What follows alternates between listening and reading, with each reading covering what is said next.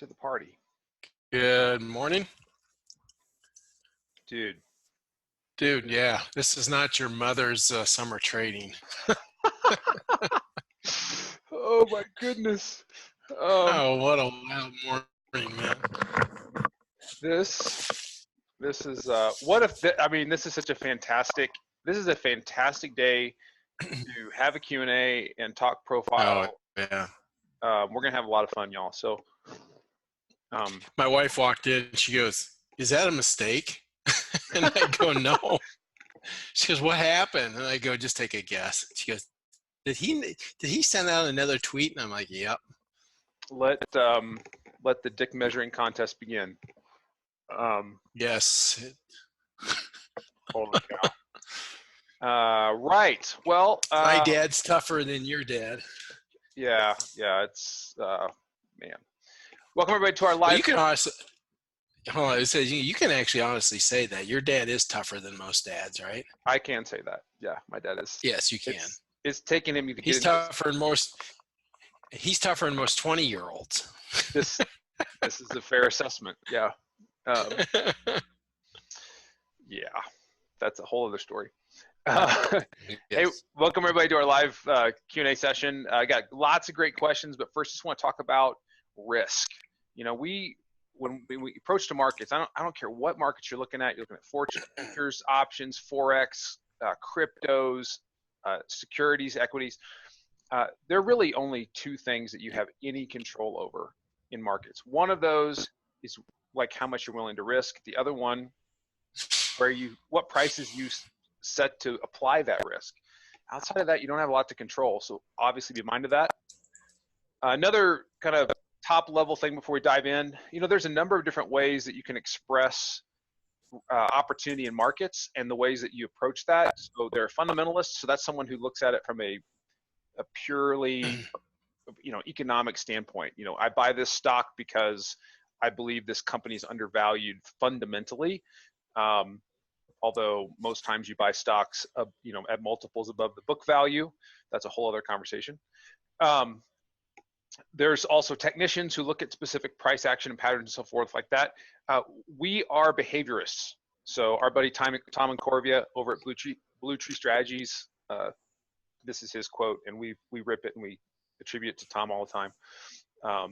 But that's fundamentally when we're looking at the auction, we're just looking at behavior, because it's a little bit like if you've ever played sports, if you ever were taught defense and you had to defend someone else, like whether you're playing football or you're playing football, hips don't lie. You know, so you can look at somebody's eyes and they can kind of, you know, look one way or the other, but if you stay fixed on their hips, they can't move without you seeing where their hips are going to go, and that can give you an indication of direction. So a couple introductions, just a little background on me. I'm Josh. I'm the founder of Trade with Profile. We've been doing this gig for about 2 years now. We've been in this journey, and I'm like a lot of traders. I didn't know anything about markets at all. Really, didn't know anything. Didn't even know how to buy a stock, so forth, and kind of made the transition from retail to the institutional side. And also on the call with me is JP. Between the two of us now, we've got about 25 plus years in market experience, and we certainly don't have it all figured out, but we've figured out enough that we can consistently pull money from the market, and that's kind of the goal, right? It's to be consistent traders. So a little bit about our process. So everything that we do hinges around building trading skill and consistency. We do that through something called our profile development pathway, which is 16 principles of the auction that are really laid on top of these three focus areas. So kind of our deal is we think if you have your hands around these three areas, these three ideas, then you'll be able to go forth as an independent operator within the markets and figure stuff out. So one is the 4 behaviors observable in every auction. So there's a move, there's a rest, test, and another move. Those are the 4 behaviors. There's 4 questions to ask before entering a trade and know how to answer those. So, hey, what's the opportunity? What am I willing to risk? How would I know that I'm right? How would I know that I'm wrong? And then finally, the 4 stages of auction competency and how to know which one you're in. So stage 1 is a unconscious incompetence. Basically, you don't know what you don't know. Stage 4 is an unconscious competence, meaning that you know it so well that you don't really have to think about it. It's instinctive. And our work is to try to get people to at least a stage 3, which is a conscious competence, meaning that you've got a system, you've got an approach that you can lean on, but it's still not instinctive. So that's where you're going to have to keep doing the work to build reps to the point where it becomes instinctive, and that's when it really gets fun and you see the bell curve really tilt in your favor. And then we express this daily through something we call our trade plan, which is where we're taking those principles and putting them into action. And every day we're looking at opportunities intraday between the NASDAQ and crude oil as kind of intraday trades in those futures markets. And then we're also looking for more swing opportunities between about 40 other products split across futures and equities. So we'll talk a little bit more about that. We're actually, we go through our 16 modules 3 times a year. We're actually getting ready to start our last run through the fall, and that'll be the first week of September. We'll start that. So we're going to have a preview event next week where we'll kind of walk through more in depth what that process looks like, and we'll send out the link. It's a great one to kind of ask questions, and really the question is it a fit for you in your development? It may not be. It may not. You may not be ready for it, and we can kind of help you figure out if there's some other work you need to do before that, because it's pretty fairly intense to get the maximum effort out of it. Okay, so that's the top spiel. We've got a bunch of questions. First one is what we had kind of came into today. Everybody was expecting and leaning toward and looking for a move really around what Chairman Powell was going to say today in Jackson Hole. So when I say into the hole, it's like, I didn't know when I put the slide together, I didn't know how prophetic this was going to be, Jeff, because I didn't know that like we were really going to go into the hole. Because although we knew that China had promised that they were going to do some retaliatory tariffs, we did not know when that was going to happen. We did not know that they would plan to do that before Powell made his comments. So that doesn't give Powell enough time to adjust his comments, so to speak. And then now Trump is promising to respond this afternoon, and we have no idea when that's going to be, and we have no idea what that's going to be. So it is, it's why we've told everybody in our community, hey guys, there's really no way to define risk in this. This is a good time to watch and let the markets be your entertainment. Yeah. Yeah, I would say even more so, just get the heck out of your office and get away from it, because like we just posted, it's if you can endure 40 point swings, 50 point swings in 5 minutes, then you can stick around, but I don't recommend that. But hey, yeah, it's my take. Yeah, so I mean, let's put that kind of in some context here. So we're looking at, for example, gold, which has an average trading range of about 24 points, is at 36 points. The NQ, which is at 185 points, is at 220 points. Now, that's an average trading range, but the expected range today in NQ was only 96 points. So we've doubled what the options market had even priced they were expecting. So some significant moves today. Gold spiking, the euro is spiking, the equities are moving. Crude has been all over the map. We opened with crude at already past the expected range. We are pushing through some significant levels that let's see, has NQ broke? Yeah, I mean we did not hold 76. That's it went down new lows. So we're probably looking for 7,500 at least today in the NASDAQ, and we can kind of walk why 7,500. Where does that come from? And it's just awesome. So, but when we talk about like the 40 point swings in 5 minutes, I mean, literally, so 40 points in the NASDAQ futures, that's $800 per contract. So, I mean, you could do the math. If you got 5 contracts on, that's a pretty big move. It could be really great for you, and it could also be really detrimental to your account if you don't have the trade set up well. So, with that, we have a number of questions that have been submitted that we're going to kind of roll through. We've got people joining us from Brazil and Mexico and Canada and all across the U.S. And trading lots of products. So we'll try to look at those different products and then have some questions. If you want to also submit a question, you can use the chat box or the Q&A that's here in Zoom, and we'll make sure to try to cover those. But let's see. I'll look at a couple different things. So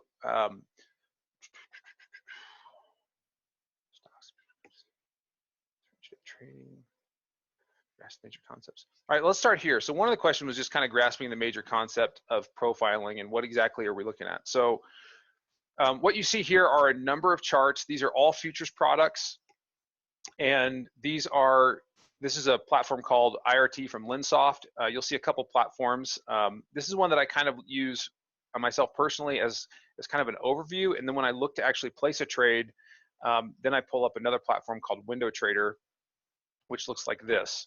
And it has some additional functionality that IRT does not have that makes intraday trading very interesting. But this one fairly simplifies it. So let's just look at crude oil here for a second and just see what this chart is showing us. So profiling is, there are two types of profiling. There's market profile and there's volume profile. So a market profile graphic is this weird, I'll zoom in here, this weird graphic right here that you see and see in these subsequent prior days. And what it is these are different colors for different 30-minute periods.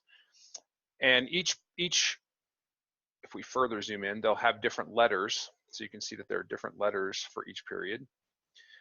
Whether it's letters or numbers doesn't really matter, but what it's helping you do is it's helping you enumerate what the range of price is for a specific 30-minute period. And a lot of this is built on the study of a guy named Pete Stottlemyre at the Chicago Board of Trade in the early 80s, who was observing behavior in the futures pits around like how traders behaved around certain prices.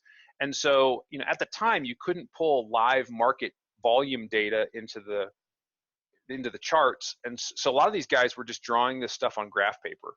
I've had conversations with a couple guys that were on the floor, and they're like, oh yeah, like I used to have these, sheets that I'd print out and basically draw the profiles the day went on.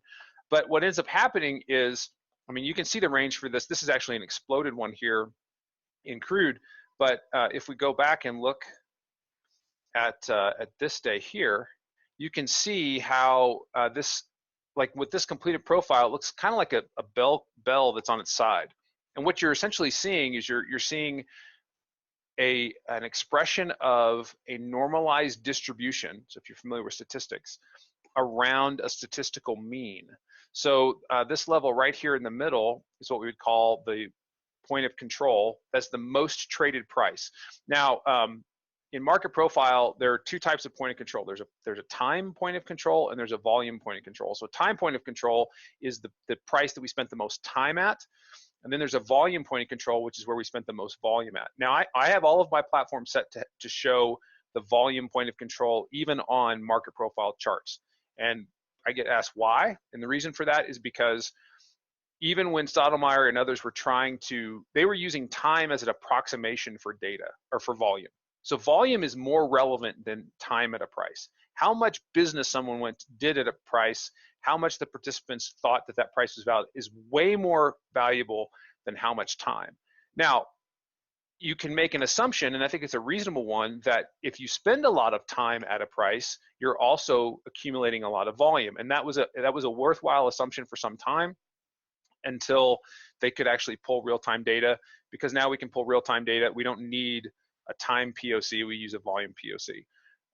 So sometimes, every once in a while, you'll see a little bit of divergence in a market profile graphic versus like on this day here, the TPO is actually here, but the volume point of control is actually here. So you'll find a little bit of divergence that can occur.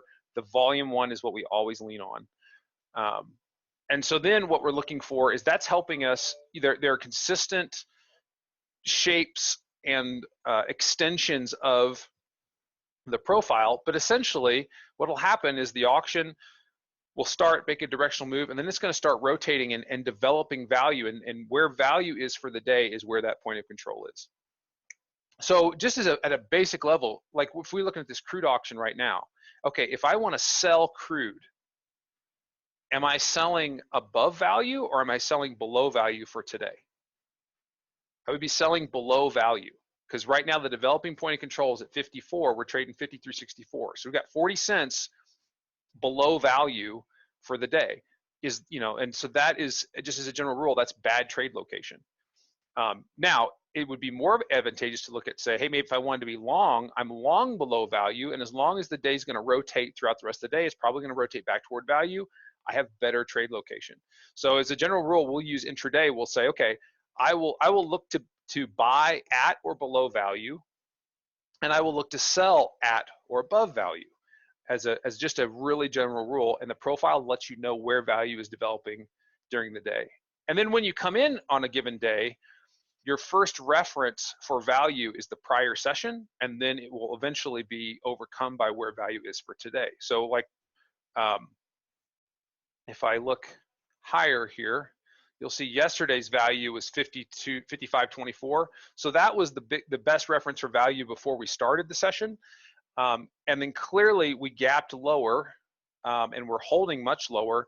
So there was a catalyst and a change in the market overnight that the perception of value shifted. Often what's happening there is that while yesterday's value reference is the most recent and the most relevant, it is not as important as what's happening across multiple time frames. And we actually, if I collapse and combine a couple of these sessions here, you're going to find that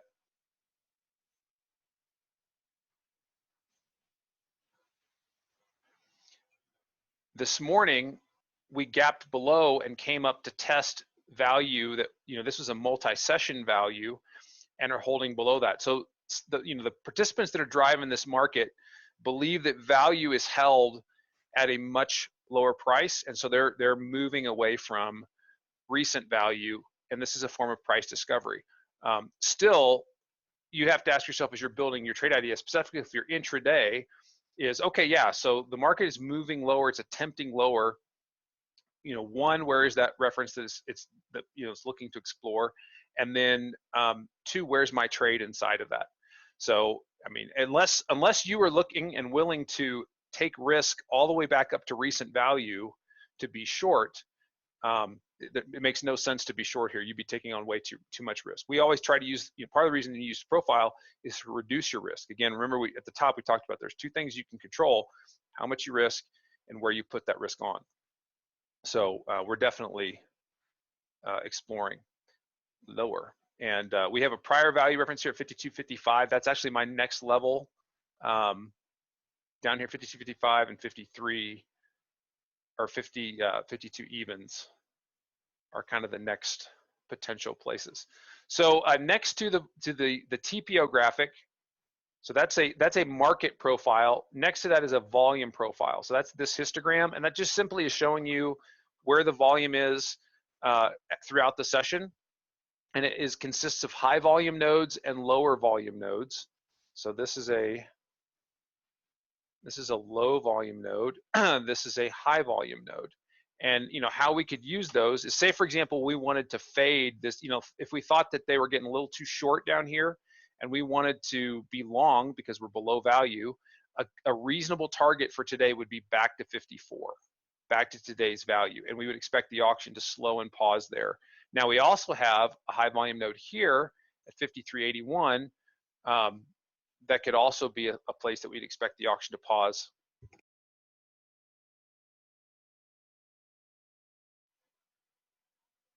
As it moves lower. So that's a little bit on the market profile versus the volume profile. Some people will say, hey, well, do you even need market profile? You do. One, it helps us understand the structure of the day better than volume profile does, because there are about 5 different day type or open types that we track that tell us and give us an expectation for how the rest of the session will be. There's about 7 different day types that show up as a result of that again help you have an expectation for what the rest of the session is going to be, and they're consistently correlated.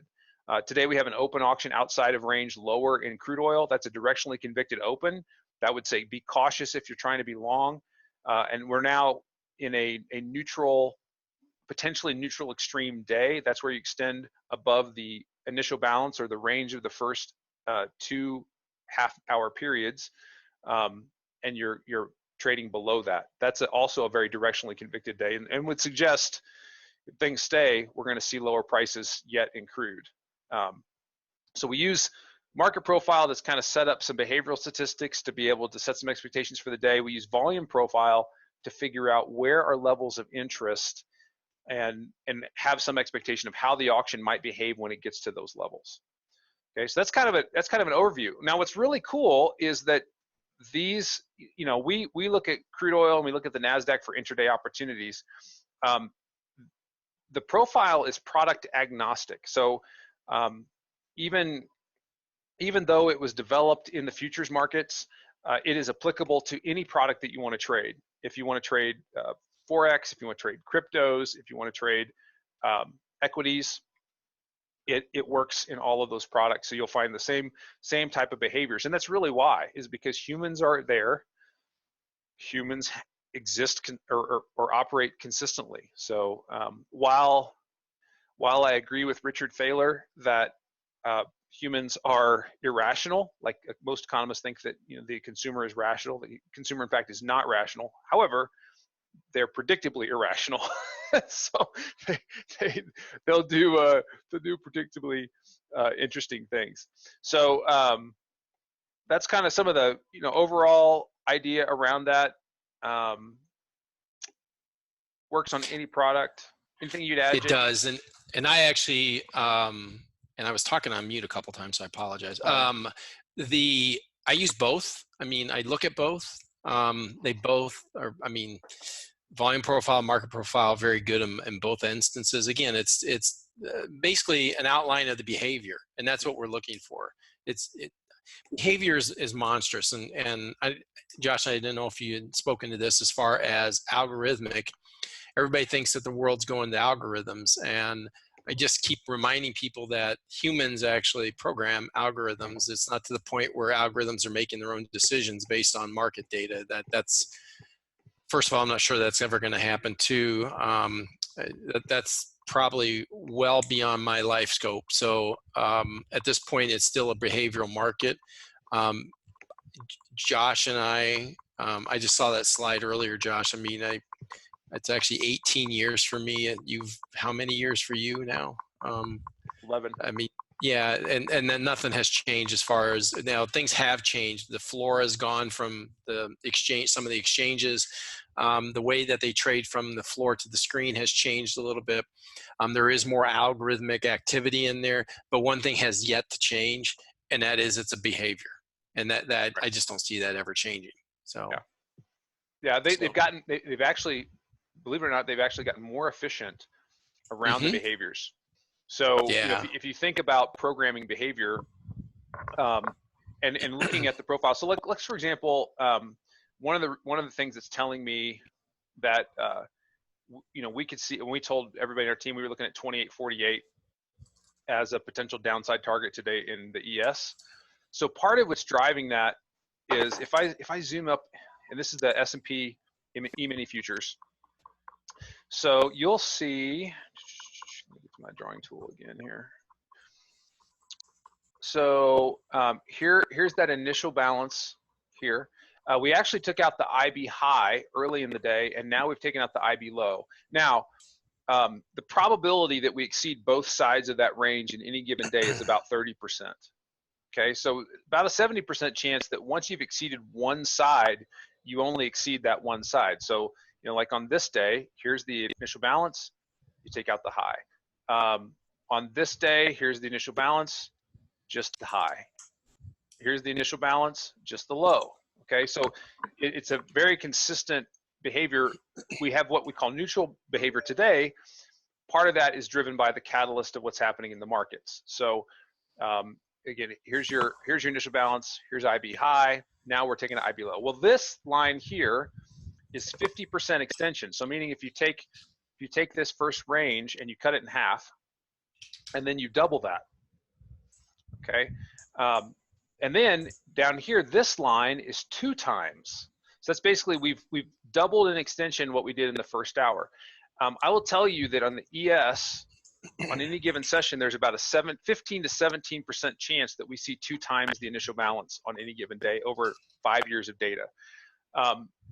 That also tells us that this is a trending day. So trend days typically exceed 2 times the IB. And a trend day will just go. It also is an indication that there is a large sell program or buy program that is running, and they will run until the end of the day. So either we trade higher on a 30-minute basis to shut this off, or we're going to keep selling until they close this thing. And granted that that's on a Friday, then we're probably going to keep selling into Monday. That also means that we look at larger range levels, and the best level that we have coming back up is this 28.48, which actually is a composite level. So if I grab all of these here and smush them, you'll find that they all coalesce. In fact, let me go over here to let me pull Slack in here.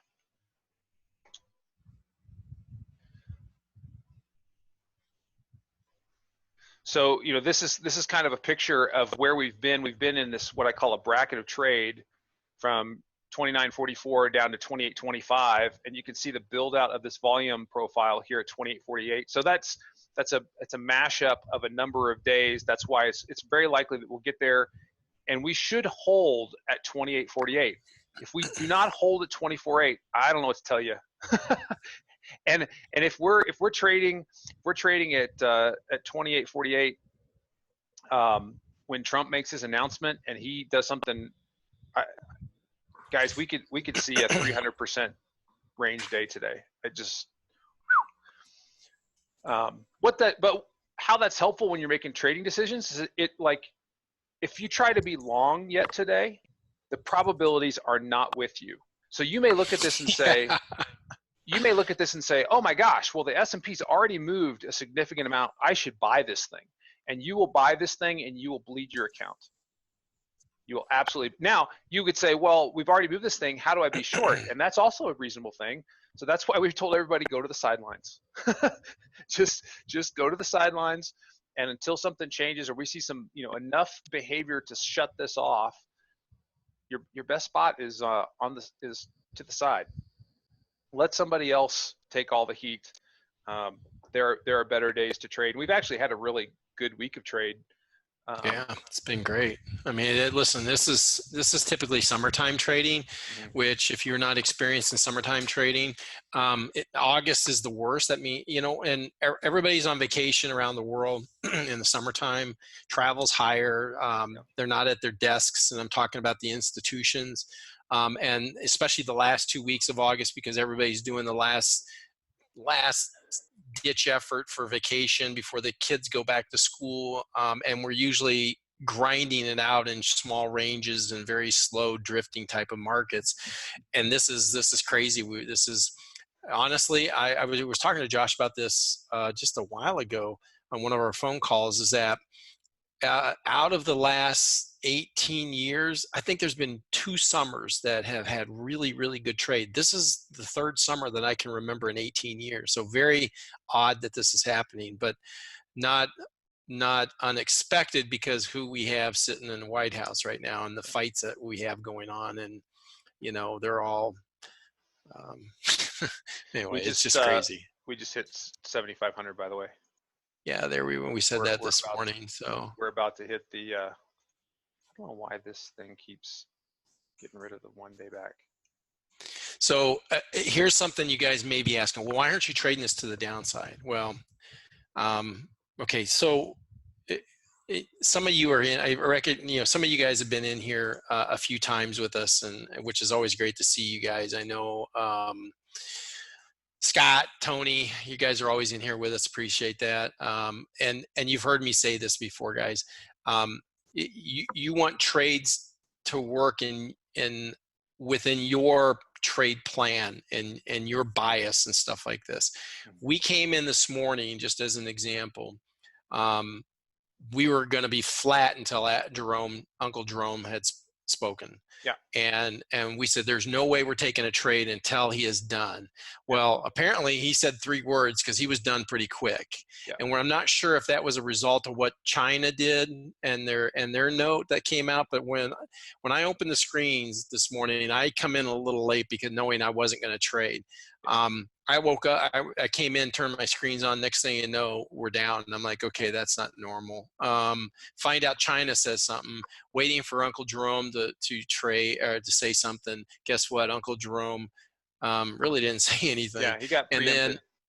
And then my comment in the Slack channel was, okay, you can expect a tweet out this weekend in response to China. I was thinking this weekend. I wasn't thinking this morning. Right. And of course, it happened this morning. Unless you are the quickest guy on the block and you are very super aggressive in your trading, that's the only way you're going to get this move down here. Yeah. And after they stopped the market, and then they did a little bit of a pullback, this is not my trade. Okay, I don't think it's Josh's trade as well. Now we did hit crude, but we were I want to cover that trade here because that's But what I'm saying, guys, is listen, this probably was not your trade. This is a reactive trade, and reactive trades are not in our book. And reactive trades, like Josh was saying, if you're reacting to this, trying to buy this thing up, you're just taking a beating today. And we always post no knife catching. This is a knife catcher. Yeah. And if you don't know what that means, take a bunch of knives, go out in your backyard, throw them up, and no, don't do that. Yeah. So a couple comments here is before we go after we cover these 2 trades, because I did get some NQ, I did get some crude, and I want to show you how I got those and what the risk looked like, and why I was interested in and why I'm not interested in right now. Okay, so let's start with crude first because crude opens first. Now you'll see on my chart that I've got these green lines. Now I determine as part of my trade plan every day after the market's closed, the next day I prepare by having areas of interest that come from the prior auction. So wherever we close on the prior day, I will determine a number up to 6 price levels below the close and 6 price levels above the close that I am interested in potentially doing business with, because they're prior high volume nodes. They're areas where the auction accepted before, and it's likely that if we come to those levels, we'll re-engage buyers and sellers again. So those are what I call decision levels. Now, sometimes, like crude today, you can see that we opened below 3 of my decision levels. So we actually opened on the 3rd level below the close. So when that happens, when you gap below that, then levels that were supposed to be support now become resistance if you come up and tag them. And you can see there's a level up here at 54.70 that we came up, tagged, and just stopped. Like we could not break through that thing. Okay, so that was an area that we were looking to express a trade that we call an IB extension fade. So we opened, held the gap. Okay, so when you have a gap, especially the size gap we had today, it's actually about a 3% chance you'd close that gap. But we did get IB high extension. So that means that there were buyers willing to try to attempt the gap, and we were just waiting for them to get themselves caught. And we knew where to look because this level here, which we got below, became a place to look in. Now, you can see there's some impulsive moves and buying up into here. And at the time, this is where value was. Okay, so value's at 54. And so I was telling everybody, hey, look, we're looking for a fade of the IB range. So the IB range is here. That's the IB high. Here's the IB low. So what you're looking for is you're looking for the break of the IB, and then you're looking to fade it back to value if that divergence between price and value starts. Well, just because they're divergent does not mean that you yet put the trade on. You then need to look for some type of price failure. Okay, so that came in the, at least for me, I saw us come up here and test this level and reject out. Then we made a lower 30 or lower 5 minute. At that time, I said, hey, if we get back up here to 54.60 before making new lows, I'm willing to, or new highs, I'm willing to be short. Okay. Now they opened, got almost to new highs, and came back through 60, and I had sell stops. And I would be short here. Okay. this is my target. That's target number 1, and the stop is 1 tick above that once entered. Now you can see how quickly this occurred. So, I mean, in one 5-minute period, we got to target 1, and then we're trailing. We ultimately were taking them off, down here, right before they actually took out IB low and went neutral. But that's what that IB extension fade trade looks like. So you're looking for the first one to fail, then attempt again that traps them. Then you can, some ways that you can get in there is with like a sell stop, so that if something like today happens where they just blow through that, you're in, and then you're trailing and off to the races. So that was our. Is that kind of how you got in, JP? Because that's how I did. Yep, that's it. It was, we had talked about that trade if we kept moving up, and it worked out phenomenally. It went so quick though; it sort of scared us. I mean, it was like, okay, where'd that come from? We weren't expecting that many sellers. We were actually expecting it to grind a little bit more sideways before it rolled over, and we had a little bit to. Yeah, and we had a little bit to work. We had a lot of price action to work through, but obviously that didn't take long to get through that with the news now. So in some respects, we were lucky. I mean, we planned that trade, and we would take that trade every day regardless of the tweet, okay? But we got lucky with the movement, I'm not going to sit here and bang my chest and say, oh my gosh, we just knocked down 80 ticks because we're so great. That would have been, when we first started looking at this trade, that would have been the ultimate beautiful trade if it were to happen, but the tweet did help, and we just happened to be on the right side of the market at that time. So right, and then you can see the spike in volume here. If we zoom in here, you'll see a number that's the difference between buyers and sellers. Really, really strong selling numbers.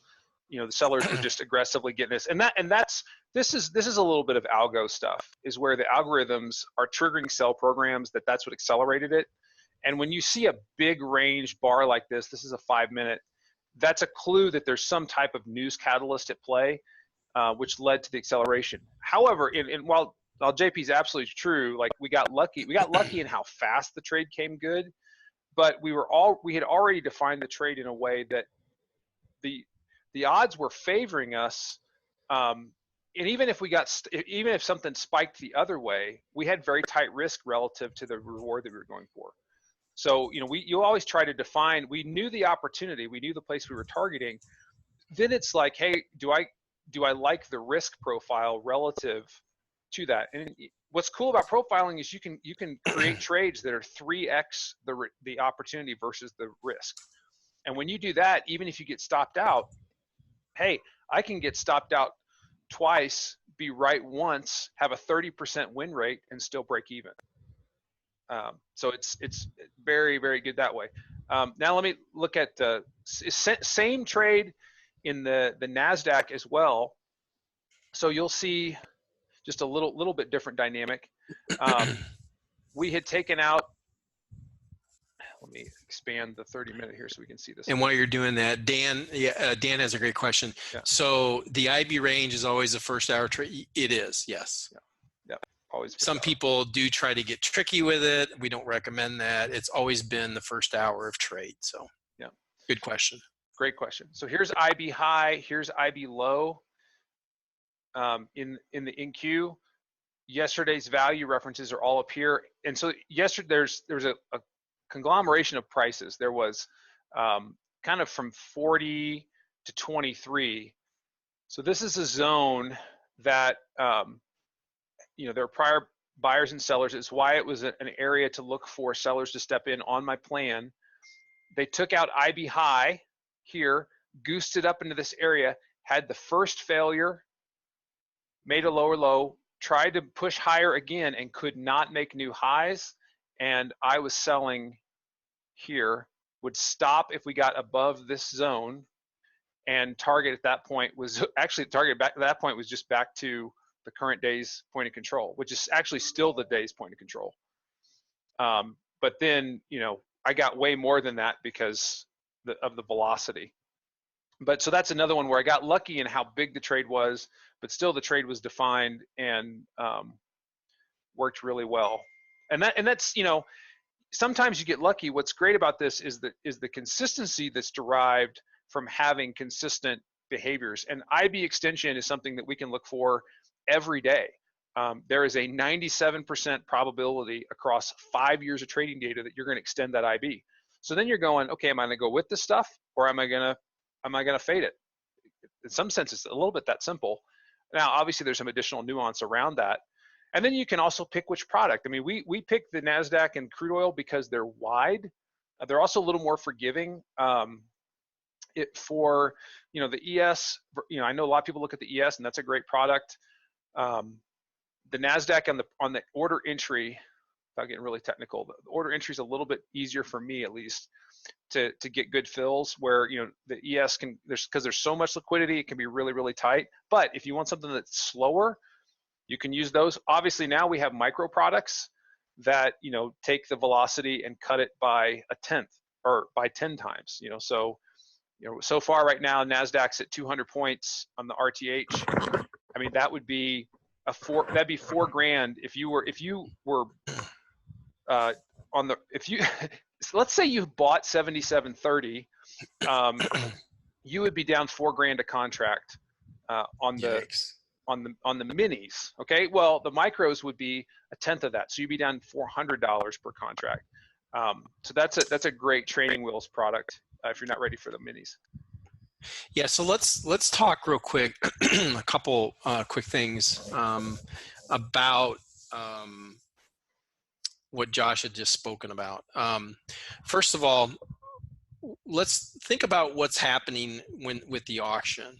Okay, auctions just don't go up and up and up and up, or down and down and down and down. Okay, they eventually shut off. The auction gets shut off, and it's either shut off by responsive buyers or sellers. Okay, or we have an equilibrium of buyers and sellers, and we call that balance. Okay, there's a lot of jargon out there in the world of trading. There's periodicity, there's time frame, there's balance, there's consolidation, and essentially it all means the same thing. You just have to know the nomenclature. Okay, so with that being said, understanding the process of the auction is very important. So let's put this in different terms. Who's in trouble? Okay, who's in charge? Who's really going to have to jump out? Okay, and who's getting squeezed? Okay, are we too far away from the mean? Josh and I talk about the 20-day and 5-day, what's called POC, and that is, we use those as the mean. And so when things get stretched too far away from that, there's caution involved. Okay, you ever heard that if you were trading the markets back in 2008, 2009, when they were just crashing, right? At some point, there's people go, oh, this is going to go to zero. Really? I mean, come on. I mean, this isn't Enron. That's major issues and fraud all over the place. This is the S&P, right?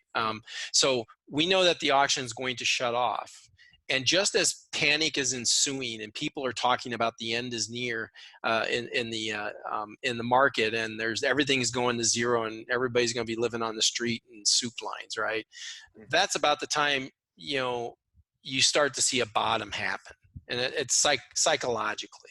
Yeah. All right. And that's when also people start jumping out of their positions, like, oh, I'm getting out. My broker hasn't taken me out, right? Or my financial advisor hasn't taken me out. That's when things start to change psychologically. So it's like, okay, who's panicking and who is stuck right now? And can we squeeze them, right? Can we fuel that fire in there? And so if understanding the auction process is very, very important. And for that reason alone, just what Josh talked about. All right. Are we way extended? Can we get a move? A lot of times, and here's the thing, you're not going to chase those moves, like this move down. If you were chasing this move, now you may have gotten lucky and picked up a few points and stuff like that. But if you were on the opposite side of this, trying to buy it on the way down, thinking that it has to stop, it's going to stop eventually, but most likely it's going to stop after it puts enough hurt on you that you're not going to get back in. You're going to miss the other move. That's right. So when moves like this happen, here's what I'm going to tell you, and this is where I was going with this, so bear with me, is let it go. because I'm going to promise you one thing about the markets. Okay. Unless, I mean, they haven't, how many in the last, what is this, 2019? So in the last 18 years, they've only shut the markets down one time after a disaster. And that was back in 2001, 9/11. Mm-hmm. All right. And then they do have protective valves in there called limit up and limit down moves, but we haven't had too many of those. Now, you get them in the grains all the time. But my point here is this. There are going to be thousands and thousands and thousands, I'm not exaggerating, thousands of trades for you out there. You don't need this trade that just happened today. This is not the trade that's going to make your career. Matter of fact, I will promise you, there is not one trade that is going to make your career out there. Not one. I will challenge you. If you think there is, please let me know. Send a note over, send an email over. I would like to hear that trade. Okay, because there is not one trade that's going to, but here's what I can tell you. That trade that Josh is showing on the right side of that screen, that could have been your killer. That could have been what put you out of this market and put you out of trading right there. Mm-hmm. So heed that advice, guys. I mean, we want to be positive, and the markets are great and they provide all kinds of great opportunity. They do, but you also have to know when to keep your finger off the mouse a little bit. And today was one of those days. Yeah, it stinks because that's a huge move. And now think about all the dollars in your bank account and, oh, I could have taken my wife on this trip and I could have done this and I could have bought that. Okay, let's be consistent. Let's use the auction, understand the auction, find your trade setups. We talk about 3 different trade setups, right? There's really 3 in the marketplace, or a variation of the 3. I'm going to start putting that in there, Josh. There you go. That's right. So let's talk about those 3 real quick. There's a breakout trade. Right? From a point of consolidation. Can you show a consolidated breakout? Yeah, I mean, on a longer time frame, we essentially did have one. Like here's an area of balance that the market came up to test this morning and broke out of it. Yeah, that is a good example. So when you say, that, I mean, that's why we were looking to be active, and we were expecting some type of move away from balance. So the structure was foretelling that something could be up. But that's a break, what we call a break from balance, which is why this thing is so huge. That's trade number 1. Yeah, trade number 1. Then we have what we call a pullback trade, or what's a trend continuation trade, where we get a move and we pull back because it confirms what we're looking at, and it makes a little pullback, usually on lighter volume, not very many buyers or sellers in, depending on the direction. That gives you the opportunity to establish risk again for more downside or more upside. In this case, there was a small little node there at 76.11. They pulled back into that area. That could have given you the chance to get short right there. And have another extension down, which it did do, and it goes down to another area there, which was a VPOC that was open, back down at 75.08. There's your target. So you would have gone 75, let's just say 75.93 down to 75.03. Well, that's okay. Well, that's about $1,600 worth of dollars on one contract. That's a pretty darn good trade on an intraday basis. As a matter of fact, that's a really good trade on an intraday basis. That's right. So that's trade number 2. Then the next trade is called a reversal trade. Okay. Now, a reversal trade is not a trade where we catch knives. It is not. It's not like, okay, we're just stepping into this thing. What it is that we call it sometimes a structure cleanup trade. Mm-hmm. We call it a reversal trade, where we get in and we've made a couple attempts at a low. And every time down, the volume starts to weaken. Nobody's stepping in and making big moves again. They're barely getting down there. And we've identified an area that if price gets back above there, like we showed in the crude, it was a reversal trade on the other side of it.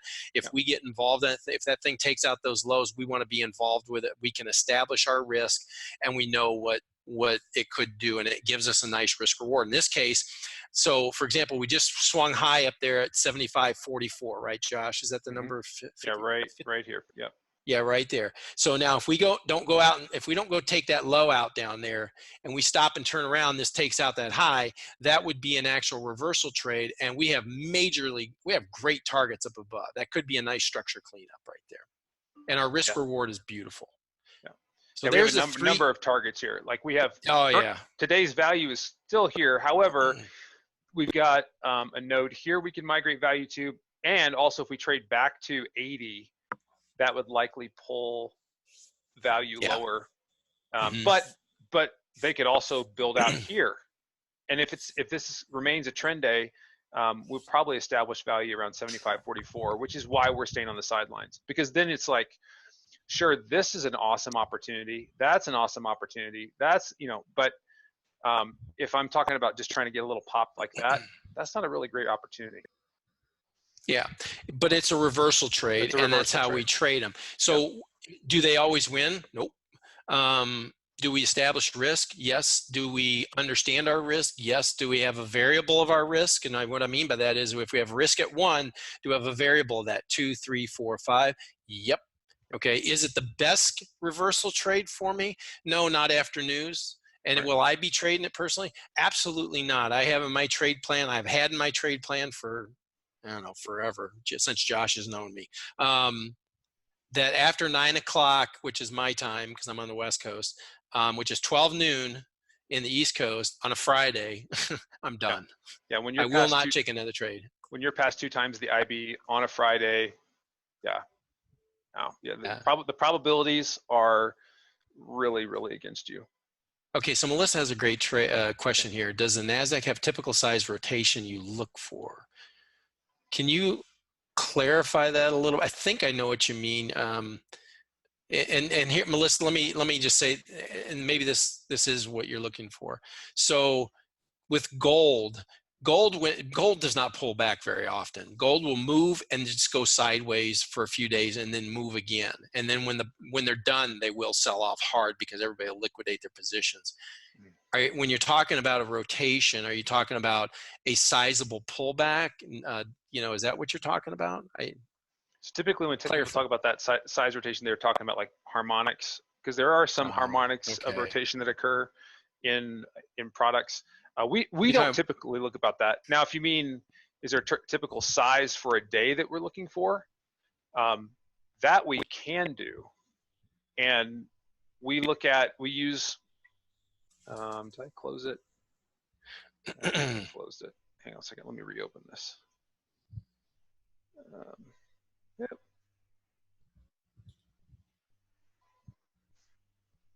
Let me.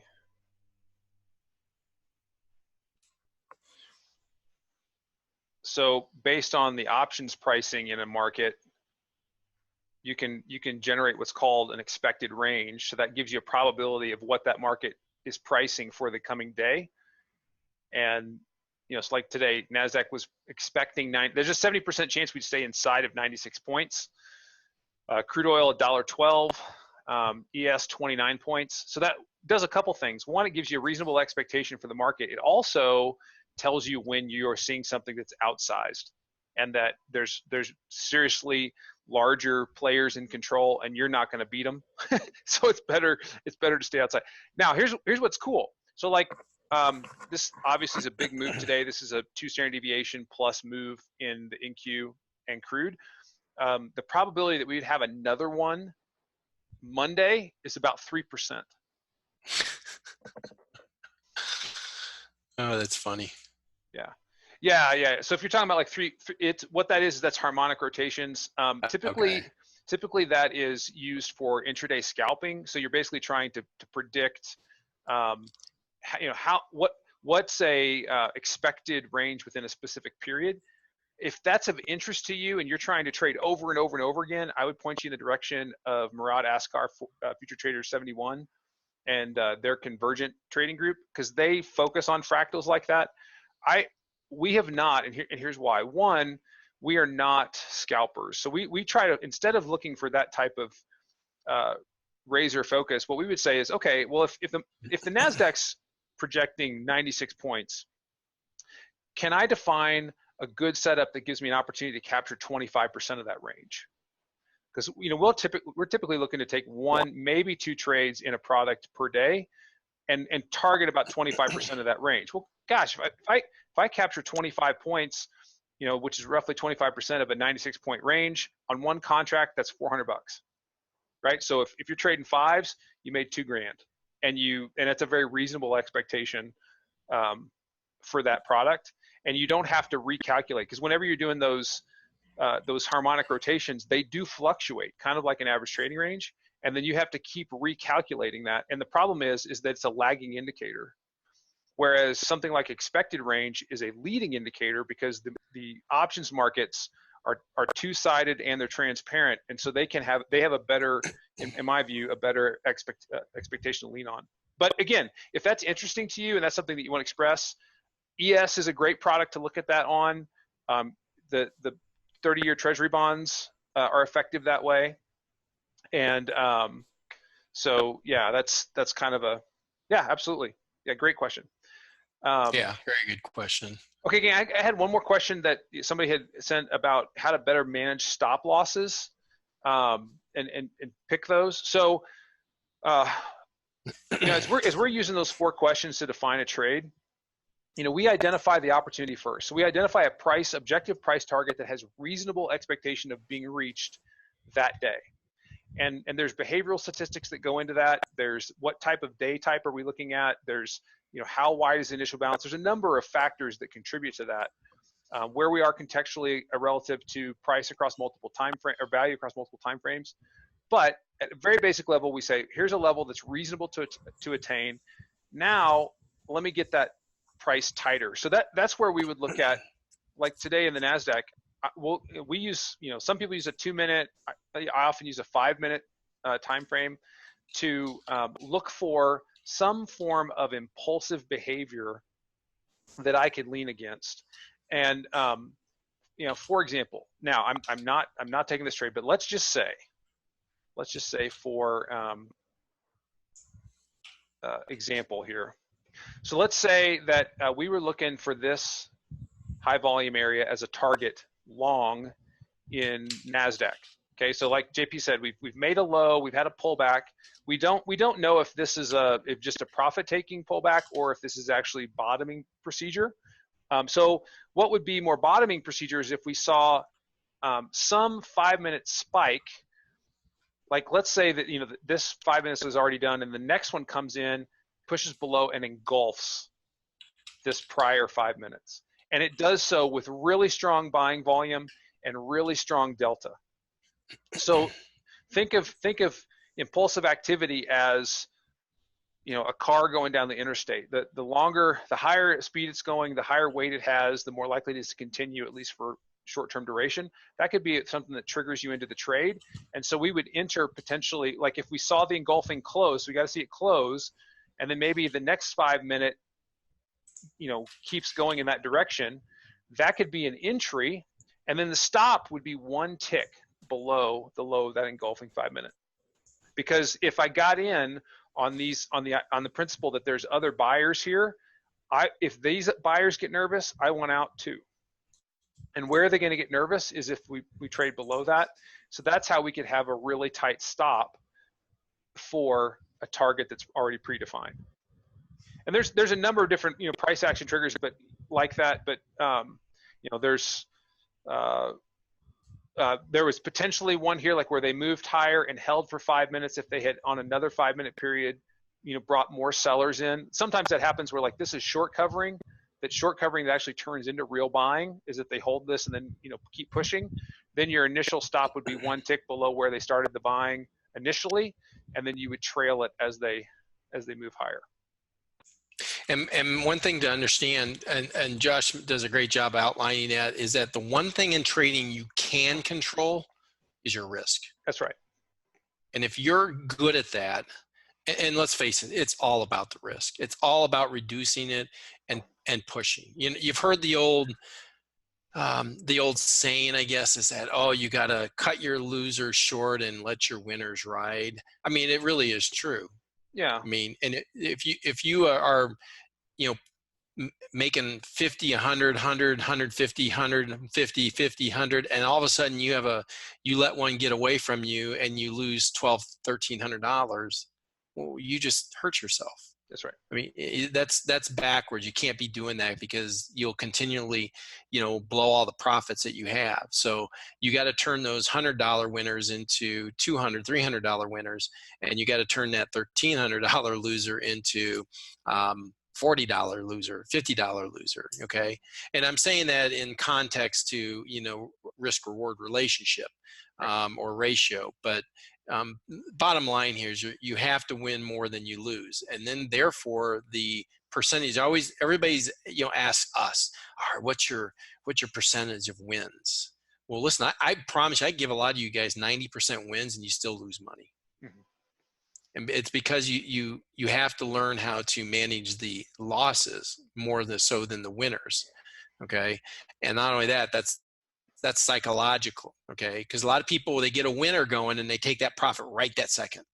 And their target could be another 30 points down the road. That's right. So you got to really work on that side of it. That's huge. You want to. There's no secrets in trading. I mean, we've identified today the 3 types of trades or the variations of those. The auction process, managing your risk. Now the last component of this is the 6 inches between your ears, and that takes some digging and some looking into the mirror a little bit, and that may be hard. And we're not going to try to pull any punches. I mean, trading's fun. We love it. Nothing more exciting in the world than trading. And Josh would agree. I mean, we have a ball at this, man. This is loads of fun. I am forever grateful that I hung in there by getting my teeth bashed in my early years and taking beatings on the desk. Believe me, we got stories, man. We got great stories.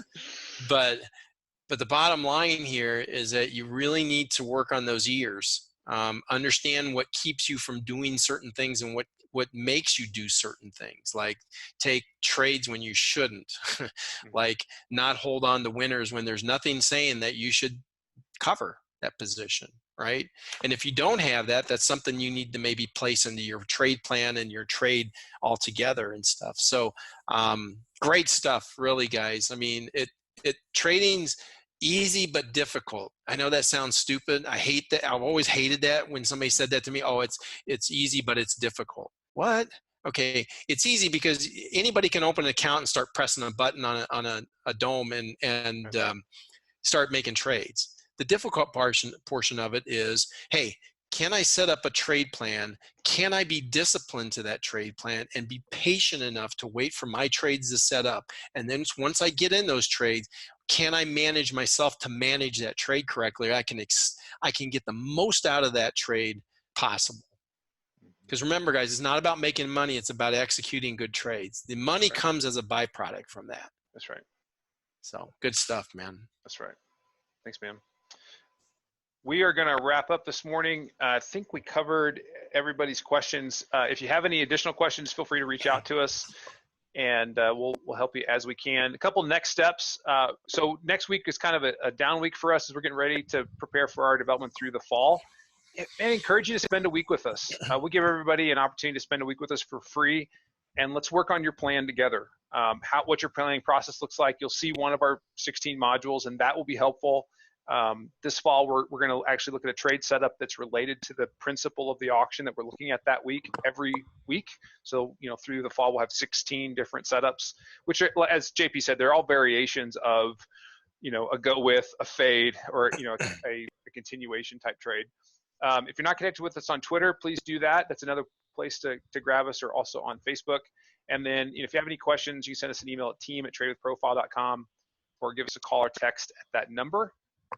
And that's it. I mean, our whole goal is just to help you help you learn to profile. And the reason we learn to profile is because it helps us arrange market information so we can make better trading decisions. And if we can make better trading decisions, then we can be more consistent, and we can hopefully take more products and profits. Yeah, I'm tongue-tied. It's been a busy day. It's been a busy week, guys. Thanks very much. And like Josh said, if you want to just go along for a week-long ride, go ahead. The worst that's going to happen is you're going to get a couple good chuckles out of the room. So that's right. That's right. We do throw around a few jokes from time to time. So what did we call that? We called that Fed-fotainment. Central banktainment, something like that. Central banktainment. That's right, man. These are good times, man. I'm glad I got a front row seat to it, man. These are things you get to tell your grandkids. That I would say I get to tell my kids, but my kids are traders too. So I get to tell my grandchildren, yeah, I remember the fight for China and the U.S. I had a front row seat to that, man. That's right. Hey, Mark. So if you do a week with us, then you're good into Slack, and so that's kind of all part of, because we do orientation around that, and we'll be in the discussion. So that's how you do that. And we give everybody an opportunity to do that for 1 week for free. Because part of it is, I mean, I get it. There's there are a number of legitimate sources for trading development out there, and that's a wonderful thing. But trying to find the ones best for you, that's a challenge. So should give you the opportunity to at least sample and see if the community is a fit, if the culture is a fit, and go from there. Yeah, we'll send a link for anybody who wants to do a trial week with us with the recording along with this either today or early tomorrow morning. But yeah, appreciate everybody's questions. Before we leave, I was going to say that reversal that we were talking about has now eclipsed that high of 75.47. Now, I'm not taking this as not a trade recommendation. You didn't hear that from me, but I'm just saying that's what a trade reversal looks like right there. As a matter of fact, we just stopped one time framing on the downside on 30 minutes. So yeah, they got it well, and they just pulled the VPOC down. Yeah, exactly. So now they've migrated value down in the ES. They're getting ready to do it in the Russell. The Dow has done that. So that's a form of accepting the auction lower, and says that we're most likely not going lower. So that actually means that if we could get rallies today, significant rallies, it's an opportunity to get reshort for movement lower into next week. But again, I'm with JP. We're not taking any more trades because nobody knows when Trump is going to announce what this afternoon. So we could re-engage all of those sell programs, and I mean, you could, and here's also the danger. Even if you have stops, if the move is violent enough, you could actually get run through your stops and get especially if it's a stop market, the stop will trigger and you'll get filled past that. So really, if you're itching to trade, go do some replays, do market replays, do some practice, or only trade on a sim account. Do not put live money on the line. There's my recommendation.